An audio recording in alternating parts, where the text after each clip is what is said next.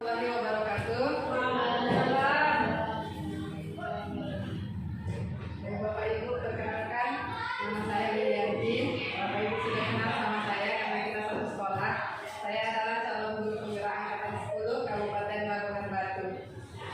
Bagaimana kabarnya Bapak Ibu? Sehat? Luar biasa. Luar biasa, alhamdulillah. Seperti sekolah kita ya Bapak Ibu, untuk memberi semangat pada awalnya bahwa SMP apa enggak? Hebat. Sekali lagi Bapak Ibu kurang semangat, SMP apa enggak? Hebat.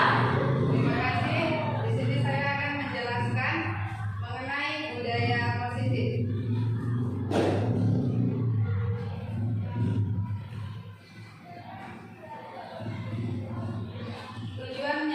Tujuannya adalah yang pertama, terwujudnya visi sekolah melalui penerapan budaya positif, dan yang kedua, terbentuknya karakter disiplin yang kuat, yang ketiga, menumbuhkan dan menguatkan karakter positif melalui pembiasaan positif, yang keempat, terbentuknya keyakinan kelas atau sekolah sebagai landasan dalam memecahkan permasalahan yang ada di kelas atau sekolah, dan yang terakhir, munculnya karakter budaya nalar kritis pada proses pembelajaran dilihat dari keaktifan peserta didik dalam bertanya, berpendapat, dan menjawab pertanyaan.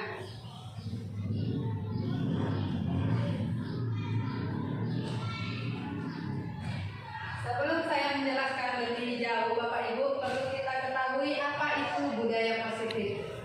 Budaya positif itu adalah nilai-nilai, keyakinan-keyakinan, dan kebiasaan-kebiasaan di sekolah yang berpihak pada murid.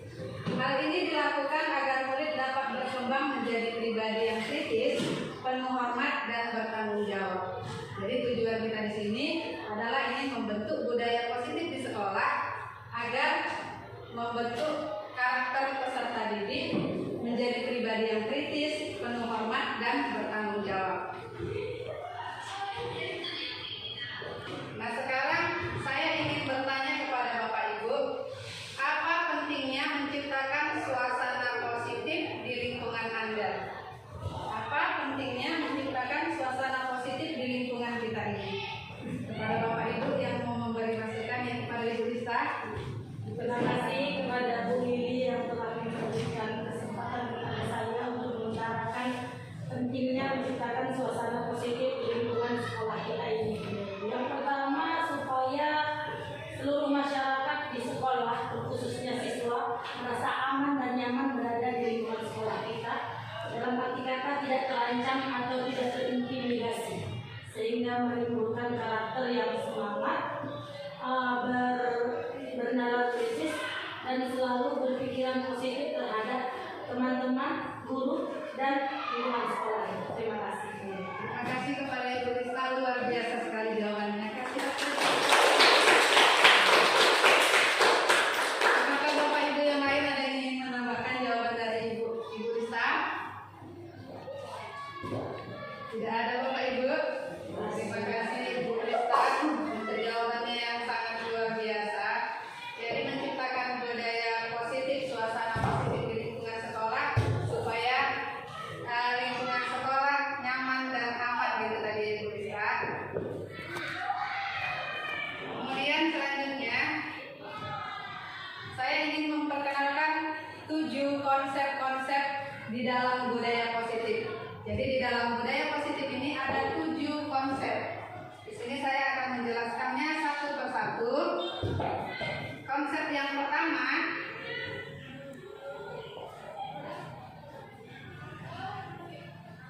perubahan paradigma belajar. Bapak Ibu akan melakukan kegiatan cobalah buka. Kemudian ini kita melakukan sebuah kegiatan ya Bapak Ibu untuk kita lakukan. Ini merupakan suatu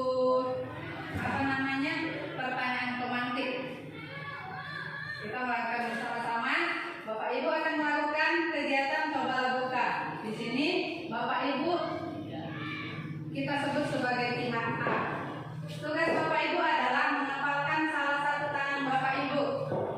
Coba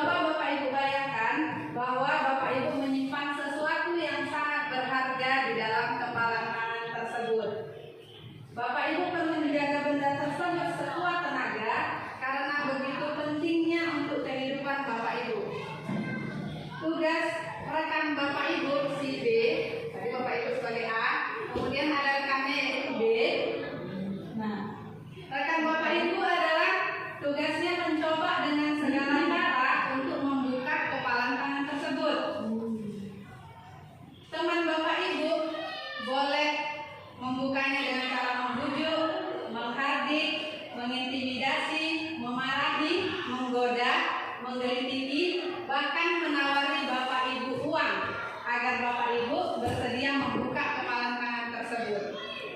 Ayo coba Bapak Ibu, mari kita lakukan bersama-sama. Bayangkan bahwa di kepalan tersebut ada benda yang paling berharga.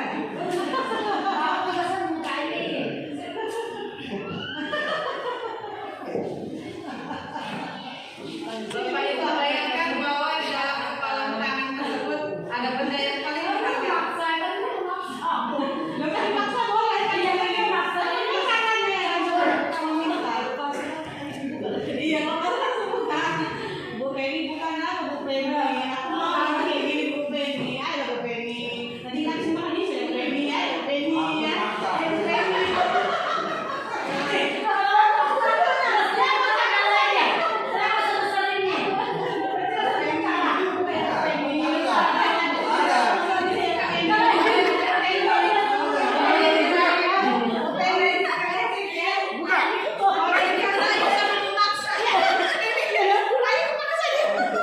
Boleh dikasih duit Bapak Ibu supaya dia membeli.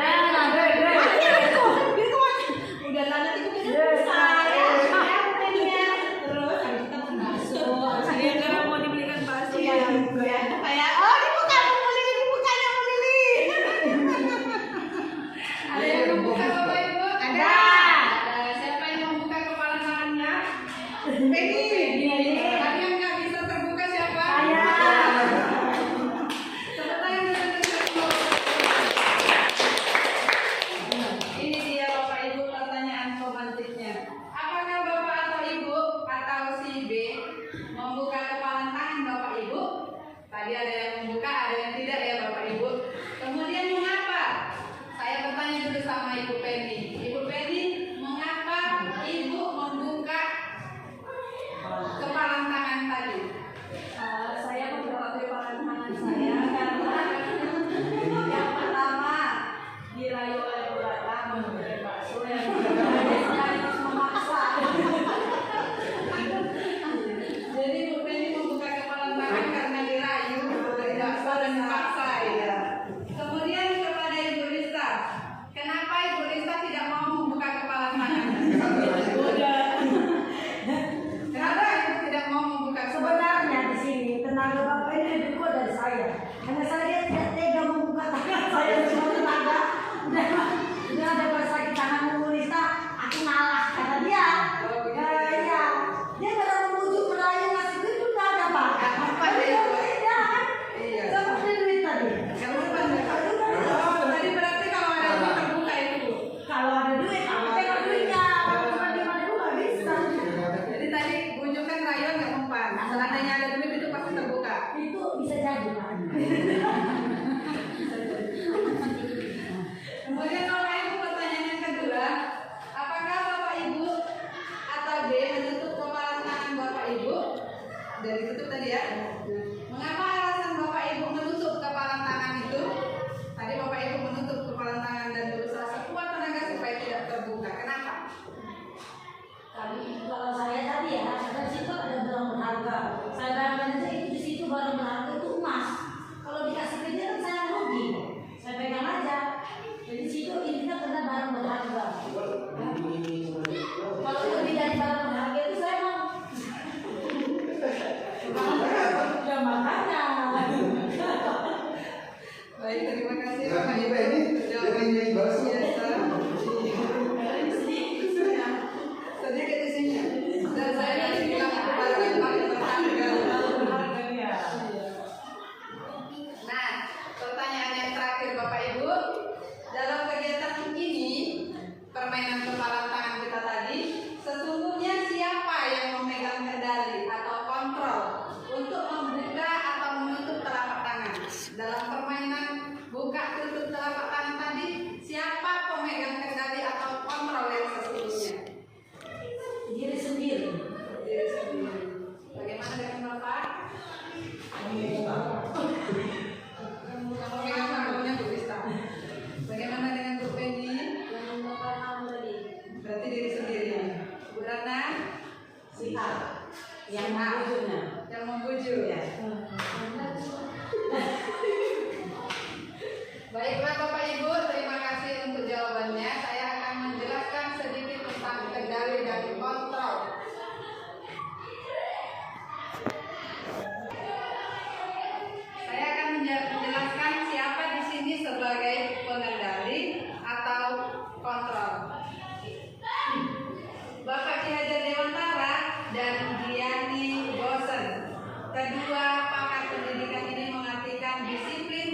sebagai bentuk kontrol diri, yaitu belajar untuk mengontrol diri agar dapat mencapai suatu tujuan mulia.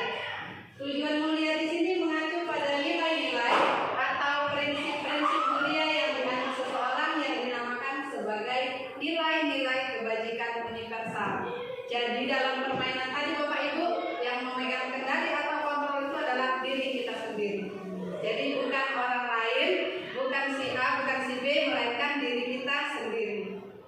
Mengapa diri kita sendiri sebagai pemegang kontrol? Karena sesungguhnya Bapak Ibu, kita tidak bisa dikendalikan oleh orang lain. Yang bisa mengendalikan kita adalah diri sendiri. Ketika kita ingin berbuat sesuatu, kita pasti melakukannya dari hati. Kecuali tadi ada paksaan, ada bujukan, ada rayuan, dan ada godaan dari luar, dan mungkin itu akan mempengaruhi diri kita. Tapi bila semua itu tidak ada, pasti kita melakukannya dari diri sendiri. Begitu juga di sini saya kaitkan dengan anak-anak di sekolah. Yang memegang kontrol pada diri anak-anak di sekolah, pada murid kita itu adalah diri mereka sendiri. Sesungguhnya Bapak Ibu, kita tidak bisa mengontrol mereka harus seperti ini dan seperti itu, karena yang mengontrol diri mereka adalah mereka sendiri. Dan mereka bisa mengikuti perintah dari kita itu mungkin karena sebuah kewajiban atau karena peraturan yang ada di sekolah. Jadi itulah tadi nilai kendali dan kontrol yang ada pada diri sendiri, baik pada kita, begitu juga pada anak-anak murid kita di sekolah. Paham ya Bapak Ibu?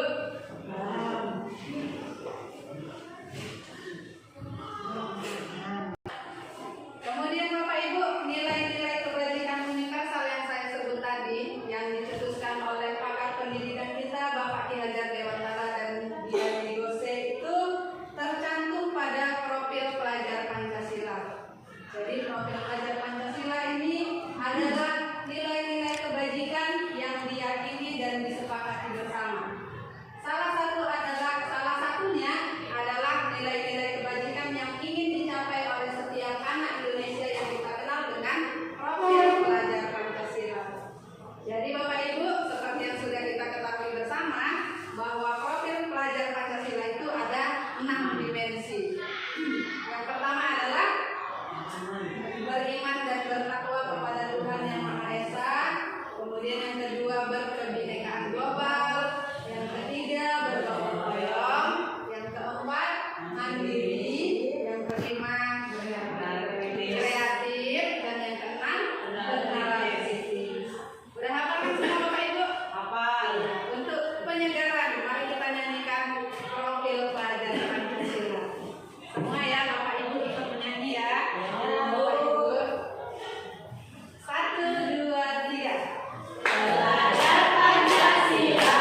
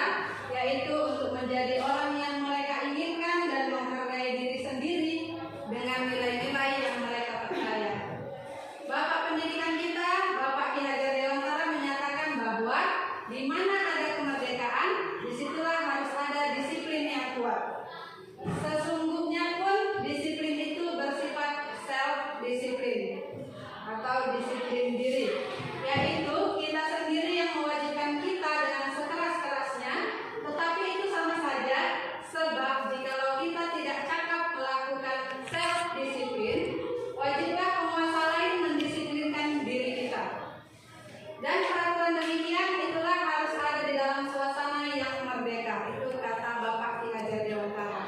Seperti yang sudah saya jelaskan sebelumnya, bahwa disiplin positif itu berasal dari diri kita sendiri. Jadi disiplin positif itu merupakan disiplin diri yang tumbuhnya dari dalam hati dan kemauan kita sendiri. Kalau kita tidak bisa menjadi self disiplin atau disiplin diri, barulah penguasa lain yang mendisiplinkan kita. Sama seperti di sekolah ini, kita yang mendisiplinkan anak-anak murid kita. Ada sebagian anak murid yang sudah mempunyai disiplin diri, ya Bapak Ibu. Dia mengerti tugas dan tanggung jawabnya di sekolah. Setiap pagi datang ke sekolah, dia langsung mengambil sapu untuk kebersihan. Kenapa bisa demikian? Itu sudah ada di dalam dirinya, sudah tertanam di dalam dirinya. Jadi dia setiap pagi sudah tahu kewajiban saya datang ke sekolah itu menyapu. Tapi ada sebagian anak murid yang tidak melakukan kewajibannya. Dia tidak memiliki disiplin di dalam dirinya, nggak ada di dalam dirinya. Jadi anak-anak yang demikian itu yang harus kita disiplinkan. Jadi peran kita lah yang membuat anak-anak itu supaya disiplin. Itu ya Bapak Ibu. Nah kemudian selanjutnya yang kedua, yang pertama tadi mengenai paradigma pembelajaran. Konsep budaya positif yang kedua adalah teori motivasi, hukuman dan restitusi. Di sini Diane dosen dalam bukunya Restructuring School Discipline menyatakan ada 3 motivasi perilaku manusia, yaitu yang pertama untuk menghindari ketidaknyamanan atau hukuman, yang kedua untuk mendapatkan imbalan atau penghargaan dari orang lain, dan yang ketiga untuk menjadi orang yang mereka inginkan dan menghargai diri sendiri dengan nilai-nilai yang mereka percaya. Dari ketiga motivasi yang sudah saya sebutkan di depan, benar kan Bapak Ibu, seperti itu kita memotivasi anak-anak supaya memiliki disiplin. Yang pertama, anak-anak itu takut karena menghindari ketidaknyamanan atau hukuman. Makanya dia menerapkan disiplin. Takut nanti kalau enggak baris tepat waktu dimarahin ibu guru.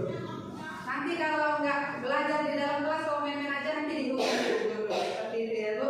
Dan yang kedua, untuk mendapatkan imbalan atau penghargaan dari orang lain. Ini ada cerita yang guru yang memotivasi siswa seperti itu. Karena ada siswanya yang terlalu bandel, supaya siswa itu disiplin, kita mengiming-imingnya hadiah. Tulis nak, nanti kalau kamu nulis, ibu kasih nilai 100. Ya kan Bapak Ibu? Atau ada yang, ayo nak nyapu, ini dia tidak mau dia menyapu, tapi kita suruh sapu nanti siap nyapu, ibu belikan permen, gitu. Itu ada hadiah atau imbalan. Atau setiap masuk ke kelas supaya tertib, itu setiap masuk ke kelas kita juga memberi hadiah kepada siswa supaya tertib masuknya. Karena kalau nggak diberi hadiah, anaknya lari-lari, tidak bisa tertib. Jadi kalau setiap mau masuk kelas kita menunggu dengan hadiah, mereka pun tertib. Itu jenis motivasi yang kedua. Motivasi yang ketiga untuk menjadi orang yang mereka inginkan dan menghargai diri sendiri dengan nilai-nilai yang mereka percaya. Nah, seharusnya motivasi ketiga inilah yang kita terapkan ke anak didik kita di sekolah. Motivasi yang membuat anak-anak didik kita menjadi orang yang mereka inginkan, menjadi orang yang bisa menghargai diri sendiri, dan menjadi orang yang memiliki nilai-nilai yang mereka percaya dalam dirinya sendiri. Seharusnya Bapak Ibu, motivasi yang ketiga inilah yang harus kita terapkan kepada anak-anak. Jangan diberi hukuman dan jangan diberi imbalan. Karena hukuman dan imbalan ini bisa berdampak buruk untuk mereka ke depannya. Itulah tadi mengenai teori motivasi yang sudah sudah saya jelaskan. Kemudian selanjutnya ada hukuman dan konsekuensi. Bapak Ibu, hukuman dan konsekuensi itu berbeda, tidak sama. Kalau hukuman itu adalah tindakan terhadap suatu pelanggaran, pada umumnya berbentuk hukuman atau konsekuensi. Di sini kita akan mempelajari program disiplin positif yang dinamakan restitusi. Apa itu restitusi? Restitusi adalah proses menciptakan kondisi bagi murid untuk memperbaiki kesalahan mereka sehingga mereka bisa kembali pada kelompok mereka dengan karakter yang lebih kuat. Itu menurut dosen tahun 2004. Sebelum kita membahas lebih dalam tentang penerapan restitusi, kita perlu bertanya dulu, apakah perbedaan antara hukuman dan konsekuensi? Bila sama, di mana persamaannya? Dan bila berbeda, bagaimana perbedaannya? Sekarang saya ingin bertanya kepada Bapak Ibu. Bapak Ibu, ada yang tahu hukuman itu apa? Bagaimana yang disebut dengan hukuman?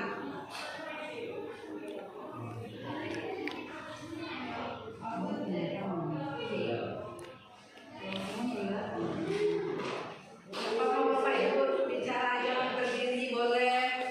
Yang bagaimana itu yang disebut dengan hukuman? Ayo tuliskan. Ada yang bisa menjawab? Hukuman itu yang bagaimana?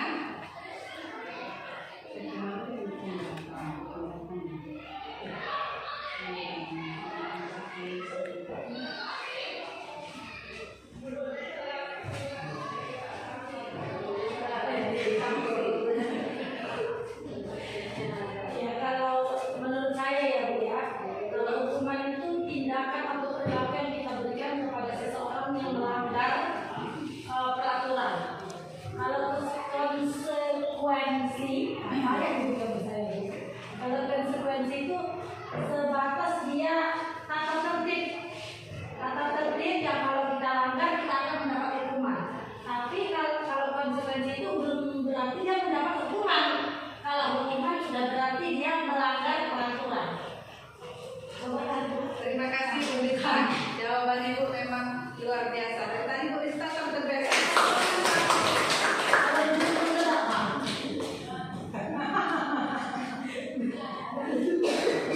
Terima kasih Bu Rista, jawaban yang luar biasa. Jadi saya ingin menambahi sedikit dari jawaban Bu Rista. Jawaban Bu Rista tadi sudah tepat sekali. Saya tambahin sedikit bahwa hukuman itu adalah tindakan yang tiba-tiba. Tindakan yang tiba-tiba.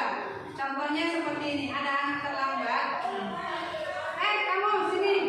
Kamu terlambat datang. Lari keliling lapangan 10 kali. Nah, itu termasuk hukuman. Dia tiba-tiba, si anak tidak tahu kita panggil, kita suruh lari. Berbeda dengan konsekuensi. Konsekuensi seperti yang dijelaskan oleh Bu Rista tadi, seperti melanggar peraturan, kemudian ada hukumannya tapi tidak berbentuk hukuman, begitu ya Bu Rista. Iya, konsekuensi ini sudah memiliki kesepakatan antara guru dengan siswa. Contohnya, Bella, kamu kemari. Kamu terlambat datang hari ini. Iya Bu. Sudah berapa kali terlambat? Baru 2 kali Bu. Kalau besok kamu terlambat lagi, apa yang akan kamu lakukan? Saya siap dihukum Bu. Baik. Besok kalau kamu terlambat, Ibu buat hukumannya berdiri di depan tiang bendera selama 1 jam. Itu termasuk konsekuensi. Sudah ada kesepakatan dengan siswa. Jadi kalau besok Bella datangnya terlambat, dia sudah tahu. Saya nanti dapat hukuman dari Bu Rista berdiri di tiang bendera selama 1 jam. Itu berbeda dengan Bapak Ibu. Kalau hukuman itu adalah tindakan secara tiba-tiba yang tidak diketahui siswa, sedangkan konsekuensi itu sudah punya kesepakatan terlebih dahulu. Nah, kemudian cara terbaik untuk menerapkan budaya positif di sekolah itu adalah restitusi. Restitusi itu tadi adalah proses menciptakan kondisi bagi murid untuk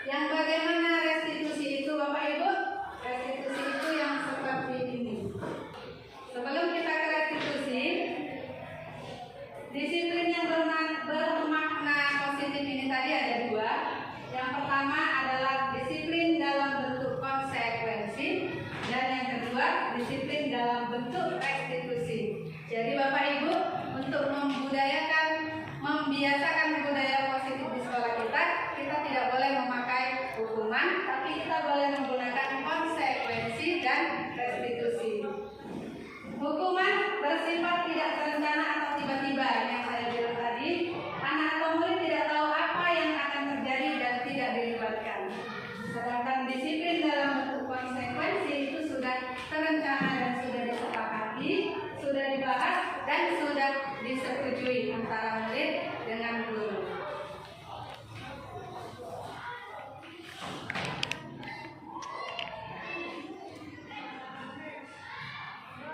Kemudian ada ciri-ciri restitusi.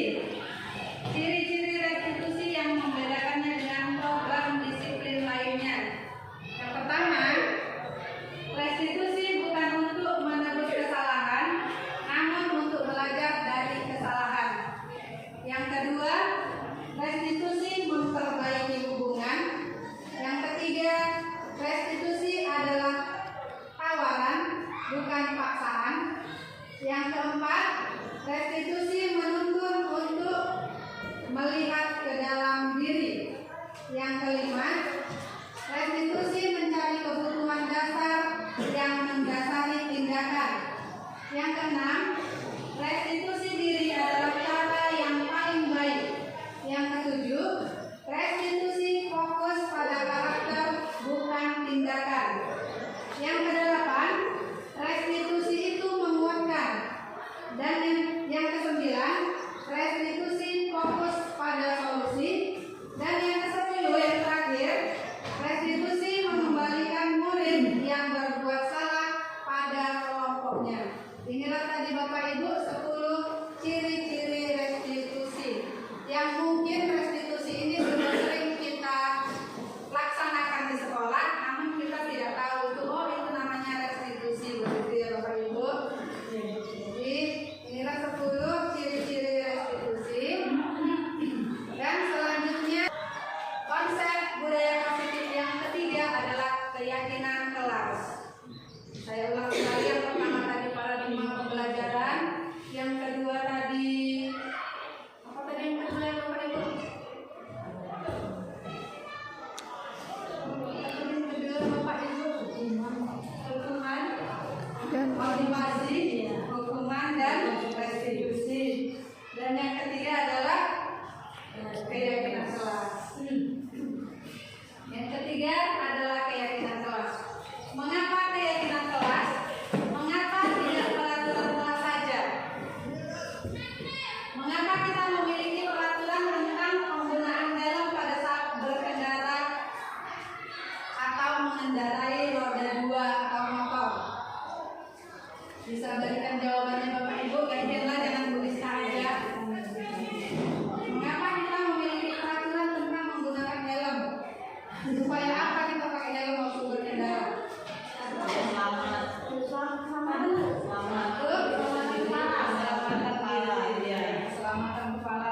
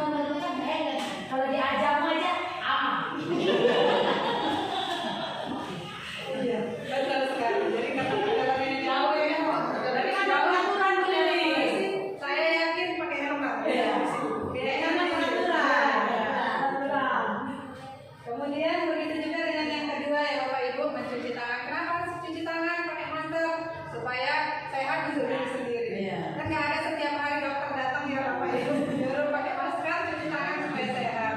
Karena itu dari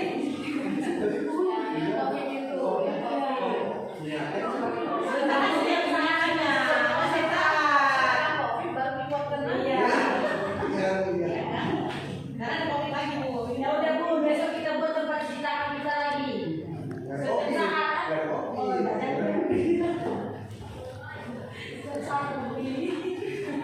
Terima kasih Bapak Ibu yang menjawab tadi, jawaban Bapak Ibu tadi itulah yang disebut dengan keyakinan. Itu dari keyakinan. Apa itu keyakinan?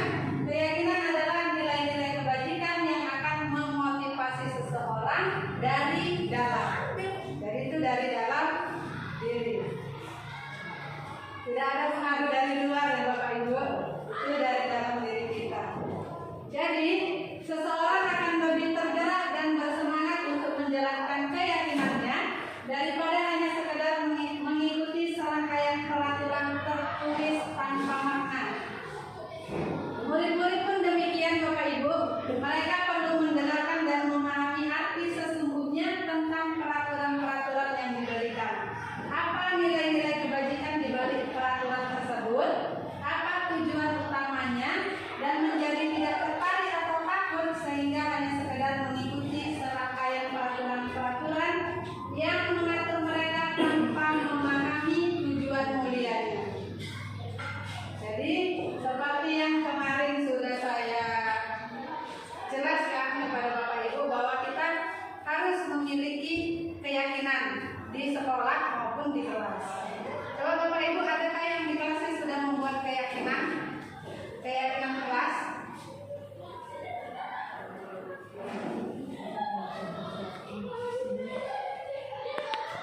Adakah yang sudah membuat keyakinan kelas di dalam kelasnya Bapak Ibu?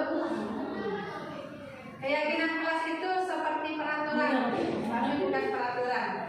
Kenapa bukan peraturan? Karena itu termasuk keyakinan, kita yang meyakini. Kalau peraturan kan Bapak Ibu kita buat seperti ini. Dilarang memakai sendal ke sekolah. Itu peraturan. Tidak boleh dilanggar. Kalau keyakinan itu adalah nilai yang kita yakini bersama dengan siswa. Misalnya di dalam kelas ini Bapak Ibu, kita membuat keyakinan dengan siswa. Sama kan dengan kesepakatan? Iya betul Bapak Ibu. Dari keyakinan itulah yang nantinya akan menjadi kesepakatan. Jadi sebelum dia kesepakatan, namanya keyakinan Bapak Ibu. Keyakinan antara guru dengan siswa. Ada yang udah buat Bapak Ibu? Semua sudah ya. Jadi keyakinan kelas itu adalah poin-poin yang kita sepakati bersama murid di dalam kelas. Misalnya seluruh anggota kelas kita suruh membuat 1 poin. Apa yang menurut mereka positif untuk dilakukan. Misalnya jangan keluar di saat jam pelajaran. Atau misalnya tetap menjaga kebersihan kelas tetap rapi. Nah itu nanti kalau di kelas jumlah siswanya ada 30 orang misalnya, nah itu kan pasti nanti ada di jawabannya yang sama-sama. Jadi nanti kita sepakati bersama. Nah ini teman kita membuat keyakinan seperti ini. Jangan ada yang keluar kelas seperti saat jam pembelajaran. Sepakat anak-anak? Sepakat. Jadi kita pakai. Kemudian nanti keyakinan itu yang sudah disepakati itu ditandatangani oleh setiap anak. Jadi keyakinan-keyakinan itulah yang akan kita yang sudah kita sepakati tadi, itulah yang akan kita terapkan untuk selanjutnya. Harus diikuti karena sudah disepakati dan sudah ditandatangani. Jadi seperti itu kita mengajak anak-anak murid kita untuk memberi keyakinan mereka sendiri. Mereka maunya seperti apa belajar di dalam kelas. Jangan ada yang keluar Bu waktu belajar supaya tertib. Baik, kita buat keyakinan kelas 1 itu kita sepakati, kita tandatangani. Jadi pembelajaran hari ini, besok dan seterusnya kita udah sepakat. Jangan ada yang keluar saat belajar di dalam kelas. Dan keyakinan ini tidak harus dibuat oleh wali kelas saja Bapak Ibu. Semua guru bidang studi yang masuk ke kelas juga bisa membuat keyakinan kelasnya bersama anak-anak muridnya.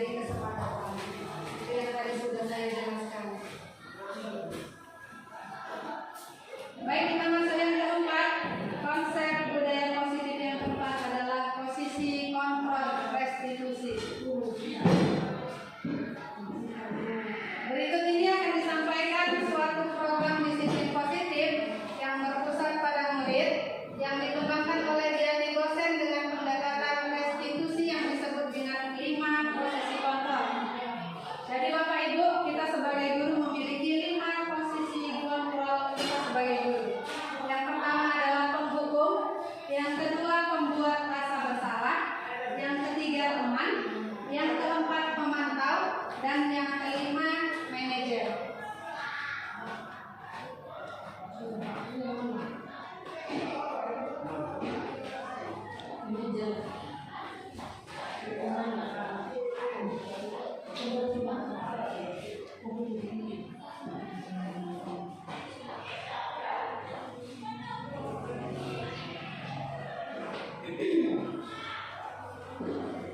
Kemudian konsep yang kelima ya Bapak Ibu, konsep budaya positif yang kelima adalah 5 kebutuhan dasar manusia. Jadi kebutuhan dasar manusia ada 5. Yang pertama itu kebutuhan untuk bertahan hidup. Yang kedua kasih sayang dan rasa diterima. Yang ketiga kebebasan. Yang keempat kesenangan. Dan yang kelima penguasaan.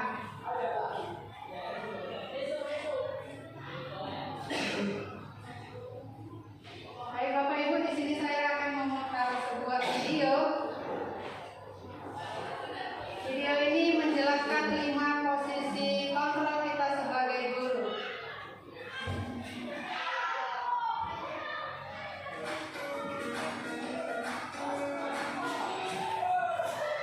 Salam bahagia Ibu dan Bapak Ibu hebat. Dalam penerapan disiplin positif restitusi, salah satu program yang dikembangkan adalah 5 posisi kontrol. 5 posisi kontrol restitusi adalah proses perjalanan seorang anak agar dapat mengambilinya. Pada video kali ini, kita akan membahas tentang 5 posisi kontrol yang dikembangkan oleh Diane Lawson dan contoh penerapannya.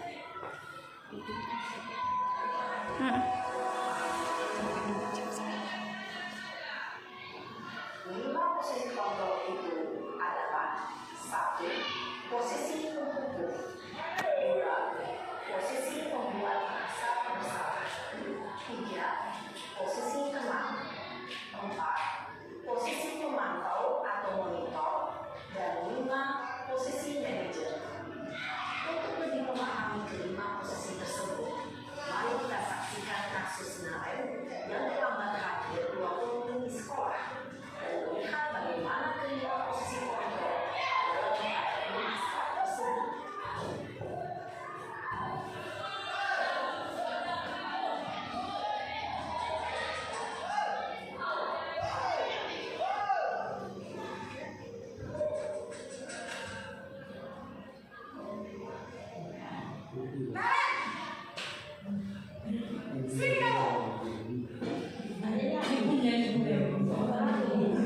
Selalu terlambat. Kamu deh, pasti terlambat. Apa? Apa coba? Alasan kamu apa lagi? Kapan sih kamu tidak terlambat? Malas sekali ya kamu jadi anak. Dasar pemalas. Gak kapok-kapok sih kamu. Sudah berapa kali terlambat? Sana, kamu punya lapangan basket 2 kali. Kenapa saya harus ke lapangan basket? Kenapa? Kamu melawan ibu. Berani-beraninya jawab. Sudah terlambat, masih berani jawab pula. Sekarang, keliling lapangan basket 5 kali sekalian. Biar kapok. Cepat. Bersih satu lapangan basket. Posisi kedua biasanya berjalan dengan nada tinggi, menghalu, menunjuk-nunjuk, menyakiti, dan menggigit. Memang bisa berubah fisik maupun psikis. Ibu dan Bapak Ibu hebat. Dampak yang terjadi pada murid ketika guru berada pada posisi pemukul adalah murid cenderung akan memberontak, bahkan bukan dendam. Posisi perempuan masih bersama. Tadi ngomong ini aku ini.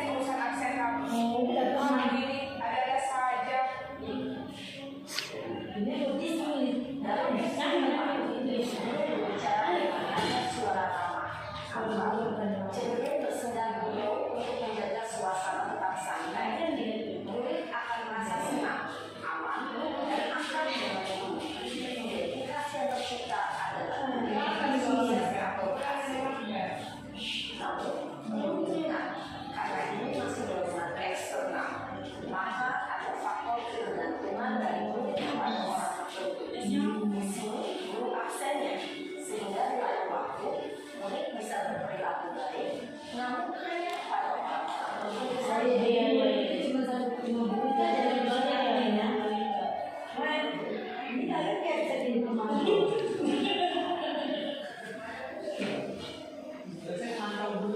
Iya makanya.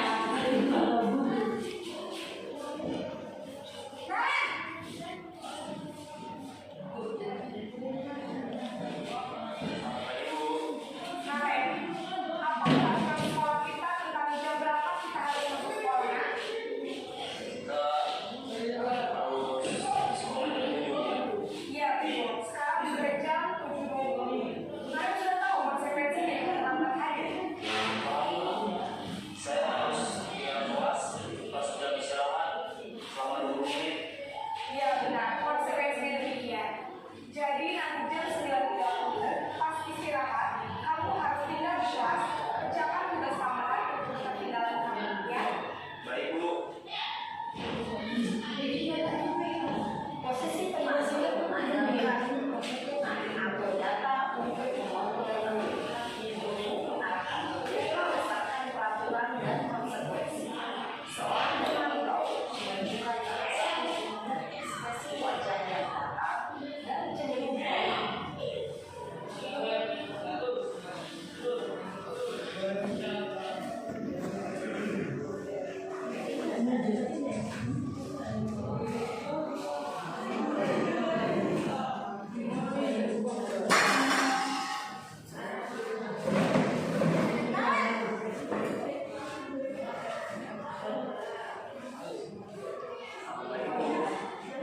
Selamat pagi, Naren.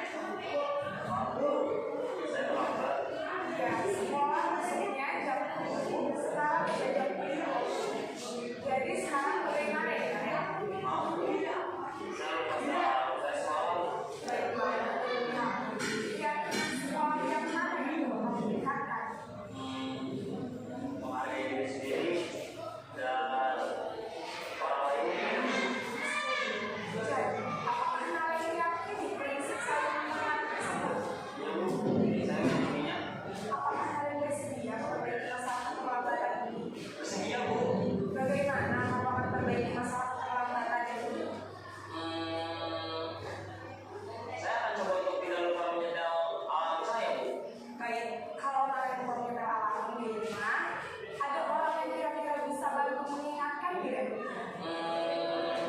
Ada Bu. Kakak saya, Kak Emma. Ada lagi selain Kak Emma? Selain Kak Emma, ada ibu saya. Baik, jadi yang mengingatkan anak adalah Kak Emma dan Ibu. Kira-kira akan belajar alam kapan, Naren? Setelah pulang sekolah, akan segera saya lakukan. Baik, jadi Naren akan setel alarm untuk bangun besok pagi dan akan digunakan oleh kakak dan ibunda Naren ya. Ada lagi yang mungkin perlu dilakukan Naren? Agar tidak terlambat bangun lagi. Tidak ada Bu. Baik Naren, terima kasih untuk kerjasama kamu. Sekarang kamu perlu kembali ke kelas untuk belajar. Baik Bu, terima kasih.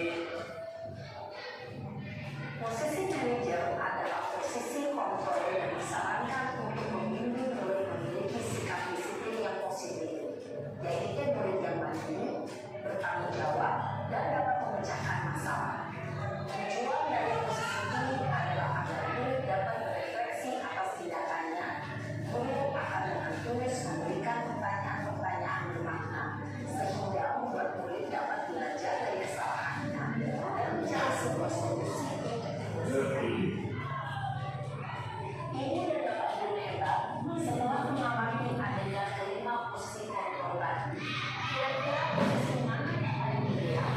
Posisi mana yang dapat menunjang aktivasi ya, itu posisi manajer.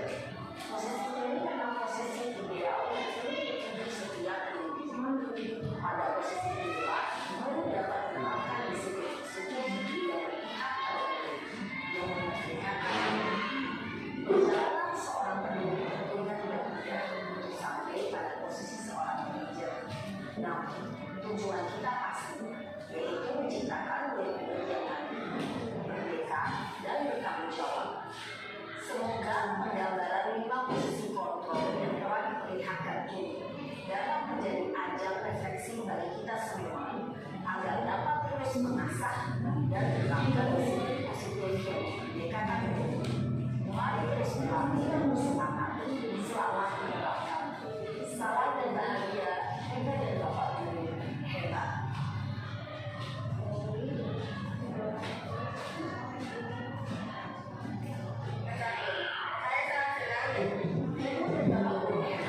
Setelah mengamati adanya ideal dan berpihak pada murid, namun tidak dapat terus selama menerapkan. Salam dan bahagia, Ibu dan Bapak Guru hebat.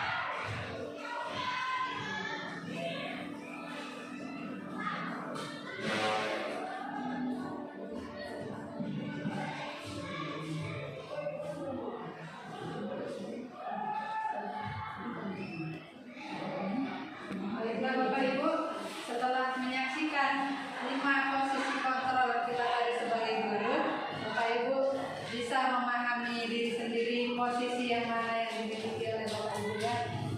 Cukup dari hati aja. Oh saya posisi sebagai itu, sebagai itu, sebagai itu ya. Tapi posisi yang baik yang harus kita terapkan itu adalah tadi posisi yang mana Bapak Ibu? Manajer, sebagai manajer.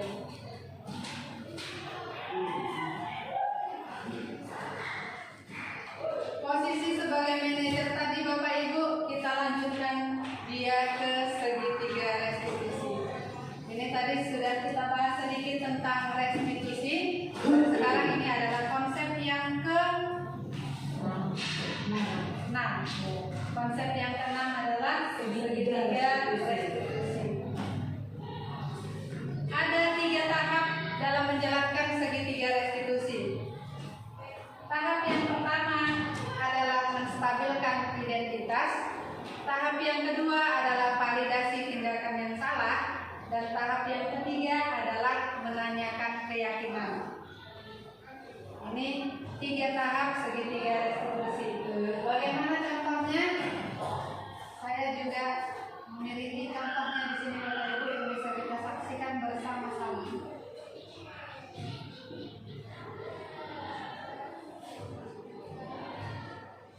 Inilah dia contoh segitiga restitusi.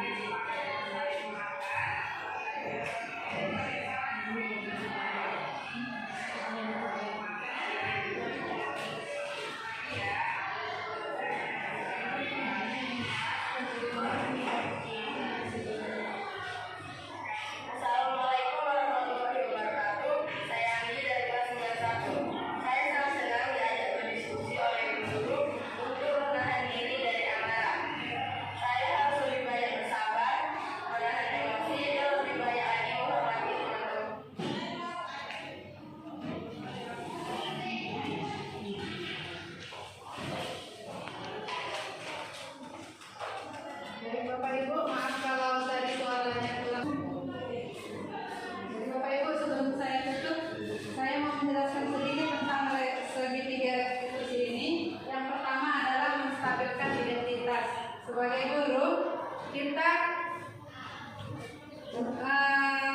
mengatasi masalah yang ada dengan memanggil siswa atau peserta didik. Kemudian kita menanyakan ada masalah apa yang terjadi sehingga timbulnya masalah tersebut. Itu yang pertama dalam menstabilkan identitas. Kemudian yang kedua, validasi tindakan yang salah. Di sini kita menanyakan kepada anak tersebut keyakinan apa yang sudah dilanggar, apa yang tidak bisa mereka lakukan sehingga masalah itu bisa terjadi, gitu ya. Kemudian yang ketiga adalah menanyakan keyakinan. Menanyakan keyakinan ini di sini kita mencoba berkomunikasi dengan anak tersebut mengenai apa yang harus mereka lakukan ke depannya untuk mengatasi masalah ini. Kita mencari solusinya bersama. Jadi bukan hanya kita sendiri yang kamu harus seperti ini menuruti kemauan kita, bukan begitu. Tapi kita mencari solusinya bersama. Apa yang akan kamu lakukan ke depannya? Apakah dia mau minta maaf atau mau memperbaiki kesalahannya atau bagaimana? Itulah tadi segitiga restitusi yang ada di dalam 5 posisi kontrol sebagai manajer yang harus kita terapkan sebagai guru di sekolah. Baik Bapak Ibu, demikian saja video singkat yang bisa saya jelaskan di sini. Jadi karena Bapak Ibu sudah mendengarkan, sudah cukup lama duduk di sini mendengarkan saya, sudah kepanasan juga. Jadi kita buat sedikit tes breaking supaya menyegarkan Bapak Ibu. Jadi saya mohon sama Bapak Ibu supaya berdiri dari tempat duduknya. Berdiri Bapak Ibu.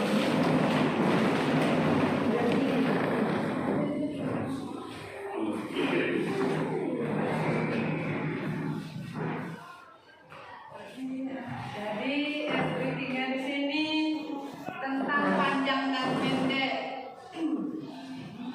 Panjang dan pendek ini pakai tangan. Kalau nanti saya bilang panjang, tangannya pendek. Kalau nanti saya bilang pendek, panjang. Paham ya Bapak Ibu? Ayo kita tes. Pendek. Nggak bersuara. Kalau saya bilang pendek, kita berpanjang. Kalau saya bilang panjang, kita berdek. Panjangnya begini, pendeknya begini. Ya, tangannya begini, bukan begini. Ya, baik, saya ulangi sekali lagi. Panjang, pendek. Pendek.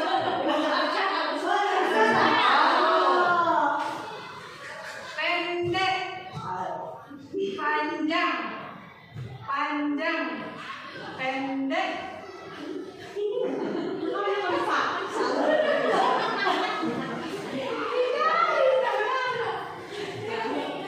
Pendek, panjang, panjang, pendek. Sekarang versi cepatnya. Iya. Ini kayak